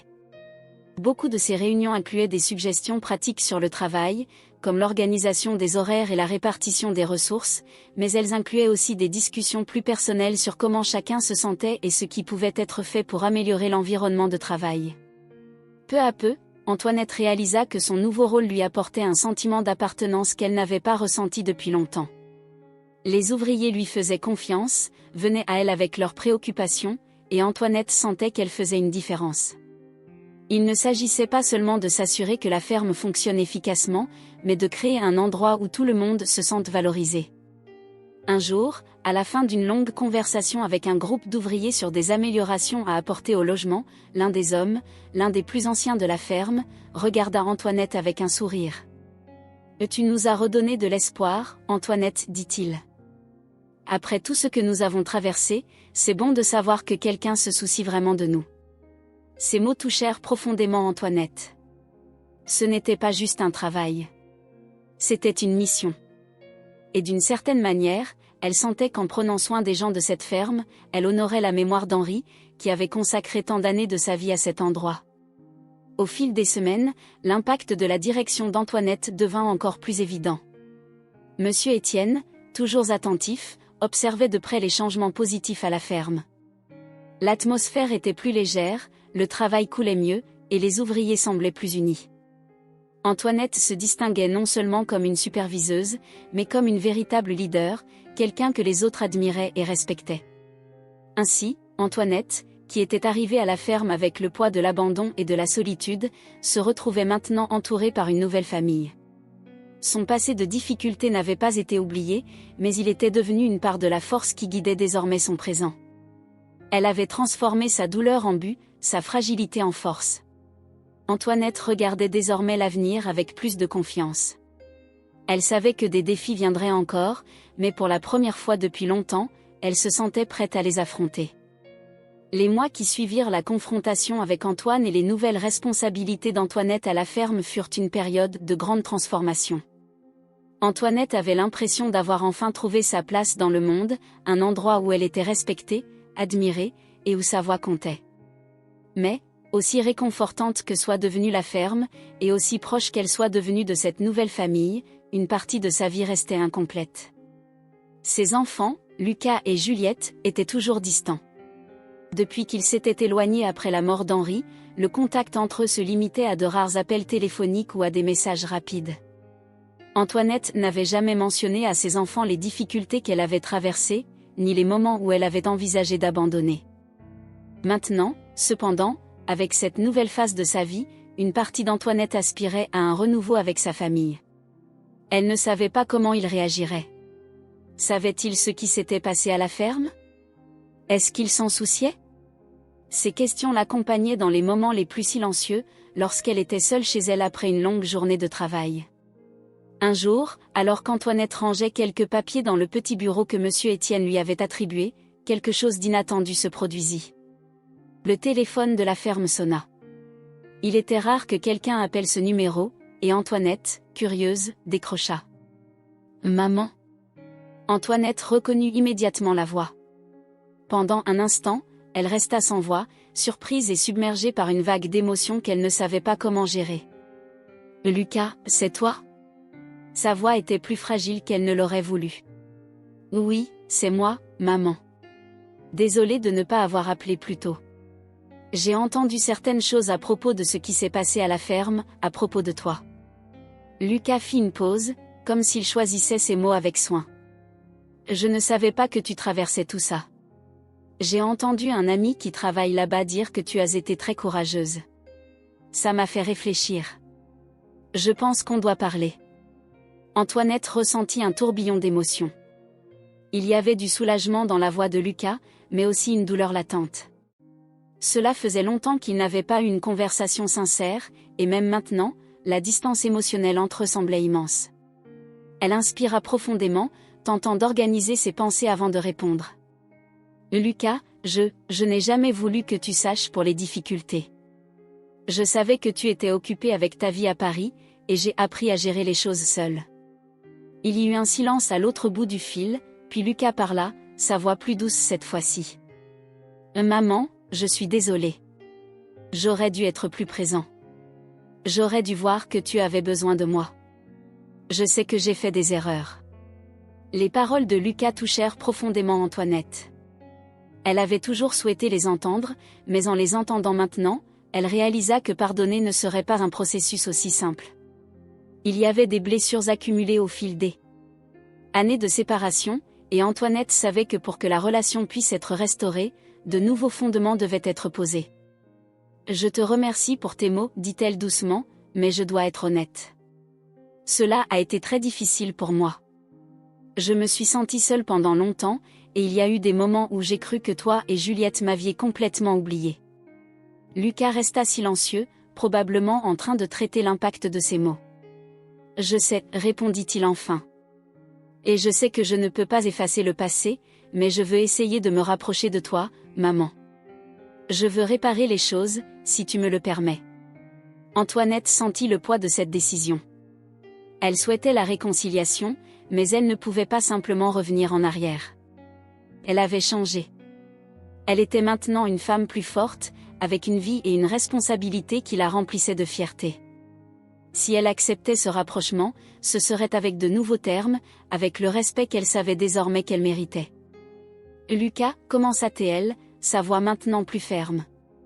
J'accepte ta tentative de réconciliation, mais je veux que tu comprennes que les choses ne peuvent pas redevenir comme avant. J'ai changé, et toi aussi.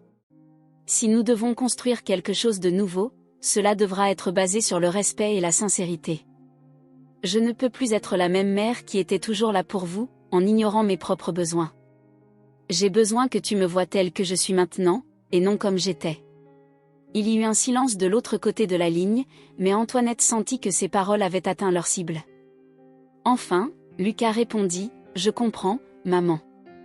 Je veux apprendre à te connaître à nouveau. » Antoinette ressentit une vague de soulagement. Le premier pas avait été franchi. « Quand viens-tu me voir ?» demanda-t-elle, sentant un ton plus léger dans la conversation. « Bientôt, répondit Lucas, avec un sourire perceptible dans sa voix. « Moi et Juliette, elle aussi veut te parler. » Quelques jours plus tard, Juliette appela Antoinette. Contrairement à Lucas, Juliette avait toujours été plus réservée et moins encline à des conversations ouvertes sur les sentiments. Mais durant l'appel, Antoinette réalisa que sa fille ressentait aussi l'impact de la distance entre elles. Juliette expliqua qu'en apprenant ce qui s'était passé à la ferme, elle avait commencé à réfléchir à la distance qui les séparait et à tout ce qu'elle avait perdu en s'éloignant de sa mère. « Maman, je sais que nous avons été éloignés pendant longtemps, dit Juliette d'une voix basse. J'étais toujours tellement prise dans ma propre vie, mes propres problèmes, mais je veux essayer à nouveau. Je veux me rapprocher de toi. Tu me manques. » Antoinette sourit, une légère larme naissant dans ses yeux. C'était le genre de conversation qu'elle n'avait jamais imaginé avoir avec ses enfants après tant d'années de séparation. Mais tout comme avec Lucas, elle savait que la réconciliation devait se faire sur de nouvelles bases. « Toi aussi tu me manques, Juliette, répondit Antoinette. Mais il faut que tu comprennes, comme je l'ai expliqué à Lucas, que les choses ont changé. Je ne suis plus cette mère toujours disponible et à attendre après vous. J'ai ma propre vie ici maintenant. Si nous devons nous rapprocher, je veux que ce soit basé sur le respect et la reconnaissance du fait que j'ai aussi mon propre chemin à suivre. » Juliette resta silencieuse un moment, mais Antoinette sentit que sa fille acceptait la nouvelle dynamique. « Et bien sûr, maman, je comprends. Je veux faire partie de ta vie à nouveau, même si c'est différent maintenant. » Ainsi, avec les paroles simples mais sincères de ses enfants, Antoinette sentit que le processus de guérison commençait enfin. Lorsque Lucas et Juliette vinrent rendre visite à Antoinette à la ferme quelques semaines plus tard, ce fut une rencontre marquée par des émotions complexes. Ils s'embrassèrent avec un mélange de nostalgie et de regret, mais aussi avec un sentiment renouvelé d'espoir. Antoinette leur montra la ferme, désormais revitalisée et plus harmonieuse, et raconta comment elle avait trouvé un nouveau sens à sa vie ici. Alors qu'ils marchaient dans les champs, Antoinette vit dans le regard de ses enfants quelque chose qu'elle n'avait pas remarqué depuis longtemps, du respect. Ils la regardaient différemment maintenant, non plus comme la mère qui serait toujours à leur disposition, mais comme une femme forte et indépendante qui avait surmonté des épreuves et triomphé. Pendant le dîner, les conversations furent plus légères que ce qu'Antoinette avait prévu. Lucas et Juliette posèrent des questions sur son travail à la ferme, écoutant avec attention, et pour la première fois depuis des années, Antoinette se sentit vraiment vue par eux. Elle savait que la relation ne se restaurerait pas du jour au lendemain, mais elle était prête à franchir cette étape, cette fois-ci avec de nouvelles limites. Antoinette ne renoncerait pas à sa dignité. Elle ne redeviendrait pas cette mère qui sacrifiait tout pour ses enfants sans recevoir quelque chose en retour. Eux, de leur côté, semblaient comprendre et accepter cela. Ce jour-là, alors qu'elle disait au revoir à Lucas et Juliette à la porte de sa maison, Antoinette ressentit quelque chose qu'elle n'avait pas ressenti depuis longtemps, la paix. Ses enfants, désormais adultes et conscients de leurs erreurs, faisaient des efforts pour se reconnecter, et Antoinette, plus forte et sûre d'elle-même, était prête à accueillir cette nouvelle phase avec sérénité. La distance passée avait blessé Antoinette profondément, mais d'une certaine manière, elle l'avait aussi forgée. En trouvant sa force et son but dans la ferme, elle avait appris l'importance d'établir des limites et de se valoriser. Et maintenant, avec la réconciliation avec ses enfants, Antoinette savait que sa vie était enfin en équilibre. Elle avait trouvé sa voie, une voie qui incluait la ferme, ses nouveaux amis et enfin, sa famille. Le soleil du matin illuminait les champs de la ferme d'une lumière douce, dorant l'horizon et remplissant l'air d'un sentiment de renouveau. Antoinette se tenait sur la véranda de sa petite maison, observant le paysage devant elle. Le chant des oiseaux et l'odeur de la terre fraîche lui apportaient une paix qu'elle n'avait pas ressentie depuis longtemps. Antoinette réfléchissait à tout ce qui s'était passé ces derniers mois. Le chemin jusqu'à ce moment avait été long et parsemé de défis, mais aussi de croissance. Elle était arrivée à la ferme comme une femme abandonnée et perdue, cherchant un but après avoir été laissée seule par ses enfants et après la mort de son mari. Mais maintenant, elle se voyait d'une manière complètement différente. Ce qui avait commencé comme une simple quête de subsistance s'était transformé en quelque chose de bien plus grand. La ferme, autrefois juste un moyen de survie, était désormais l'endroit où Antoinette se sentait chez elle. C'était un espace où elle avait retrouvé son estime de soi, bâti des relations importantes et trouvé un nouveau but dans la vie. En y pensant, Antoinette ne put s'empêcher de sourire. Elle se souvenait de ses premiers jours à la ferme, lorsque les douleurs dans son dos et le poids émotionnel de la solitude la faisaient douter de sa capacité à continuer. Elle se souvenait de la cruauté d'Antoine, des humiliations et des moments où elle avait presque abandonné. Mais quelque chose en elle, une force têtue et persistante, l'avait empêchée de baisser les bras. Cette force était devenue la fondation sur laquelle elle avait construit sa nouvelle vie. Depuis le départ d'Antoine, la ferme avait connu une transformation silencieuse. L'ambiance de travail était devenue plus légère, et les ouvriers, qui semblaient autrefois simplement survivre au quotidien, se rassemblaient désormais comme une véritable famille. Monsieur Étienne, avec son leadership plus présent et attentionné, aidait à créer un environnement de respect mutuel et de collaboration. Antoinette jouait un rôle clé dans ce changement. Son nouveau poste, où elle supervisait le bien-être des ouvriers, lui permettait de connaître les gens de manière plus profonde et personnelle. Elle passait du temps à écouter les travailleurs, non seulement sur leurs tâches, mais aussi sur leur vie, leurs inquiétudes et leurs espoirs. Elle écoutait chaque histoire avec attention et offrait des conseils dès qu'elle le pouvait. Peu à peu, elle réalisa qu'en aidant les autres à trouver leur propre force, elle renforçait la sienne. Chaque personne qui venait la voir pour chercher du soutien aidait Antoinette à comprendre l'importance de son rôle. Elle n'était pas simplement une superviseuse, elle était une conseillère, une amie, et à bien des égards, une véritable leader. Cela, pour Antoinette, était le plus grand cadeau que la ferme pouvait lui offrir, un sentiment d'appartenance. Pendant longtemps, Antoinette avait eu l'impression que sa vie n'avait plus de sens, surtout après la distance imposée par ses enfants.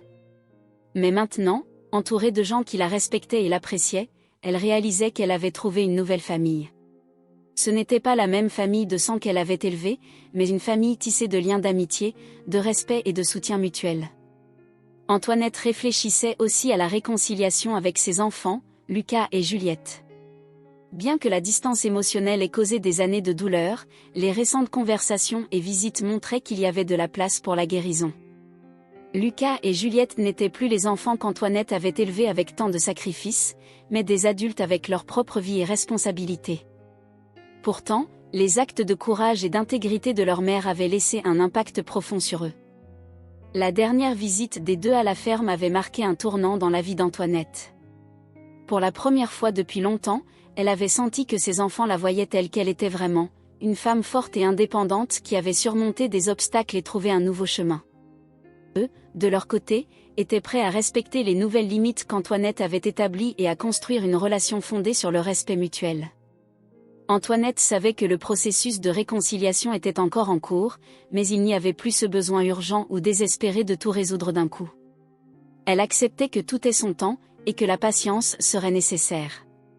Le plus important était que désormais, il y avait une compréhension entre elle et ses enfants. Ils étaient prêts à emprunter ce nouveau chemin ensemble, et Antoinette, maintenant plus sûre d'elle et avec une estime de soi renouvelée, était prête à aller de l'avant. Alors qu'Antoinette marchait à travers les champs ce jour-là, observant les ouvriers accomplir leurs tâches avec une énergie renouvelée, elle se sentait connectée au cycle de vie de cette terre. Chaque saison apportait de nouveaux défis, de nouvelles récoltes et de nouvelles opportunités de croissance.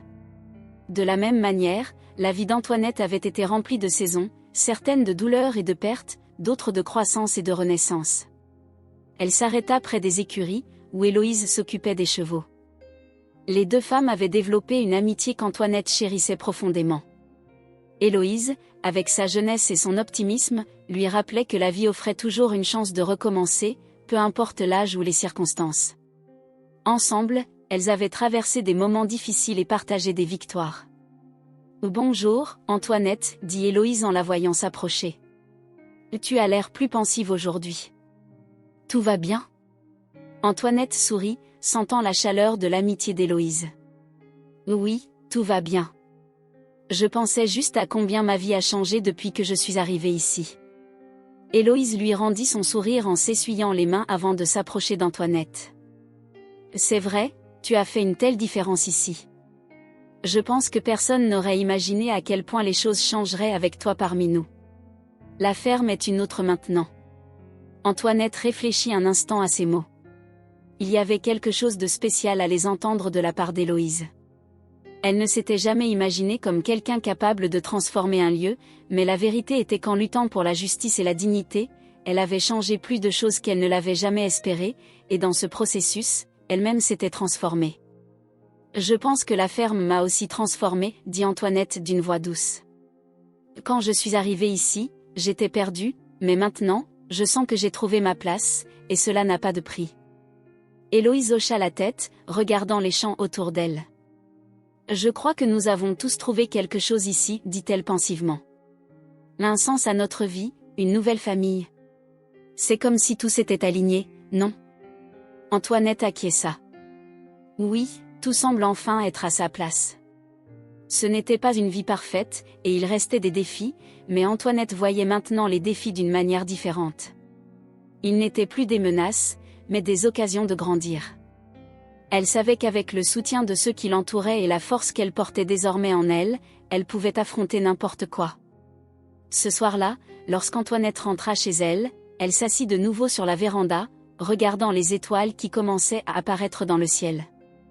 La brise du soir était fraîche, et elle se pelotonna dans sa chaise, se laissant envelopper par le calme qui l'entourait. Elle pensa à Henri, son mari décédé. Bien qu'il ne soit plus à ses côtés, Antoinette savait qu'il serait fier de ce qu'elle avait accompli. Tout ce qu'ils avaient construit ensemble, le travail acharné, les sacrifices l'avaient menée là où elle se trouvait aujourd'hui. D'une certaine manière, Henri faisait toujours partie de tout cela. Antoinette soupira, mais cette fois-ci, ce n'était pas un soupir de tristesse, mais d'acceptation. Elle avait parcouru un long chemin, et malgré toutes les difficultés, elle était heureuse de la femme qu'elle était devenue. La ferme, ses amis, sa famille, tout cela faisait désormais partie de ce qu'elle était. Il n'était jamais trop tard pour recommencer, pour trouver un nouveau sens à la vie. Antoinette le savait, car elle-même était la preuve vivante qu'il n'est jamais trop tard pour se réinventer. Alors que les étoiles brillaient au-dessus d'elle, Antoinette sourit, ressentant une profonde gratitude pour tout ce qu'elle avait vécu. Et plus encore, elle était prête à continuer à vivre, sachant que, quoi que l'avenir lui réserve, elle était prête à l'affronter.